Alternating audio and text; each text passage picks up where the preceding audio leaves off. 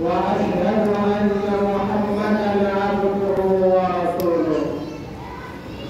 أما بعد، فإن خير الحديث كتاب الله، وخير الهدي هدي محمد صلى الله عليه وسلم، وشر الأمور محدثاتها، وكل محدثة بدعة، وكل بدعة ضلالة، وكل ضلالة في النار.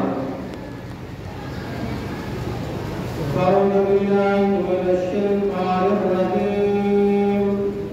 بسم الله الرحمن الرحيم. يا أيها الذين آمنوا اتقوا الله حق تقاته ولا تموتن إلا وأنتم مسلمون. يا أيها الناس اتقوا ربكم الذي خلقكم من نفس واحدة وخلق منها زوجها وبث منهما رجالا كثيرا ونساء، واتقوا الله الذي تساءلون به والأرحام، إن الله كان عليكم رقيبا. يا أيها الذين آمنوا اتقوا الله وقولوا قولا سديدا يصلح لكم أعمالكم ويغفر لكم ذنوبكم، ومن يطع الله ورسوله فقد فاز فوزا عظيما.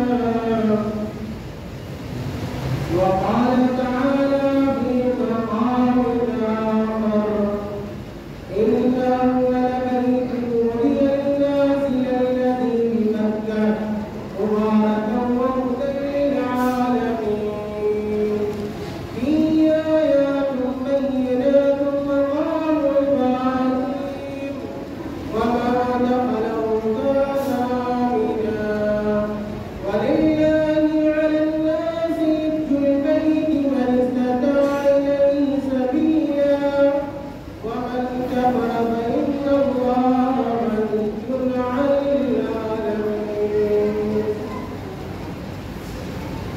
وعن أبي هريرة رضي الله عنه قال: قال رسول الله صلى الله عليه وسلم: يا أيها الناس، قد فرض الله عليكم الحج فحجوا. محترم حاضرین جمعہ، بزرگوں،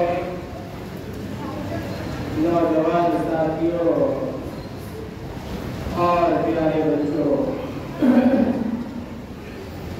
ابھی میں نے آپ حضرات کے سامنے خطبہ مسنونہ کے بعد قرآن مقدس سے سورہ آل عمران کی چند آیتیں تلاوت کی ہیں، اور آپ صلی اللہ علیہ وسلم کی حدیثوں میں سے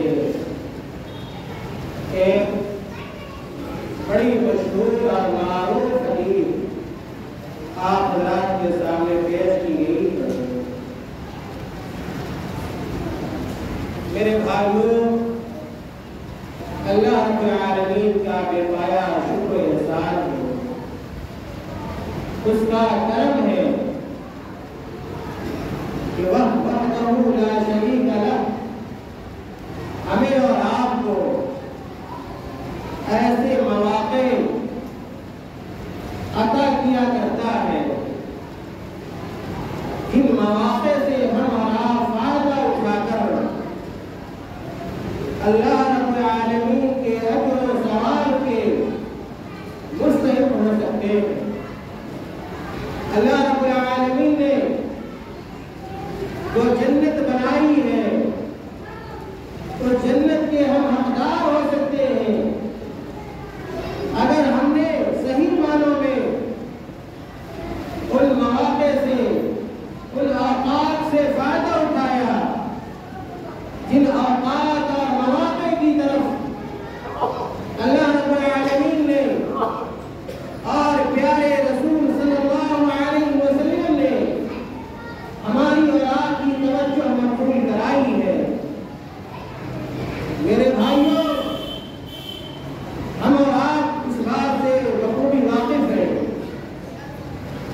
کہ جو مواقع نیکی اور ثواب کے ہیں ان مواقع میں سے ایک موقع بلکہ یوں کہا جائے پورا ایک مہینہ رمضان مبارک کا گزرا ہے جو نیکیوں سے بھرا ہوا مہینہ تھا، جو اللہ رب العالمین کے انعام اور اکرام کا مہینہ تھا۔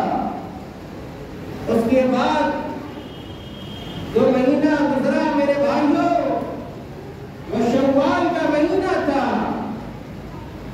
جس میں 6 روزے ہمیں اور آپ کو رکھنے تھے، اور جو روزہ مسنون ہے یقیناً جن لوگوں نے وہ 6 روزے رکھے ہوں گے اللہ رب العالمین ان لوگوں کو ان کی نیکیوں سے محروم نہیں کرے گا۔